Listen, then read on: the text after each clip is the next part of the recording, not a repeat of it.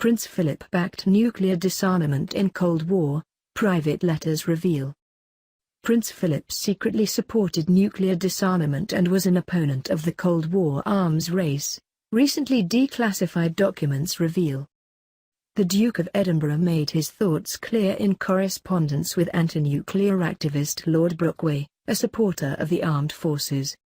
Lord Brockway, a Labour MP, wrote to Philip on February 12, 1981, and added a copy of a 1979 speech given by Lord Mountbatten to the Stockholm International Peace Research Institute.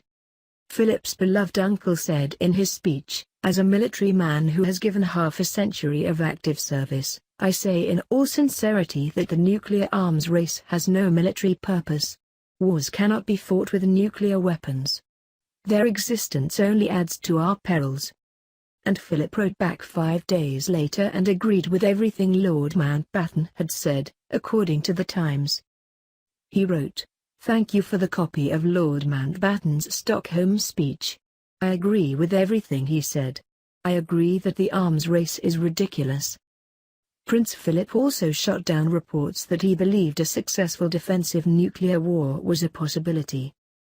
He wrote, "I said I was in favor of multilateral disarmament and the SALT, Strategic Arms Limitation Talks, treaties. I added that it was possible that there had not been another major war in the last 30 years because world leaders realized what a horror they would unleash on the world." The Queen's husband also argued that people who served in the armed forces experienced a conflict of interests over war and peace. He wrote, "Service people also have a certain idealism. Why else should they be prepared to lose their lives? It is just because they are so much at risk and because they know the risks, that they are interested in keeping the peace. Security and peace depend upon being prepared for every eventuality, not in creating conflict where none is needed." The Duke of Edinburgh's private letters will go on display in the National Archives. They were going to remain hidden from the public until 2022 but were released after a review. They will be of particular interest in the year that His Royal Highness retired from public duties aged 96.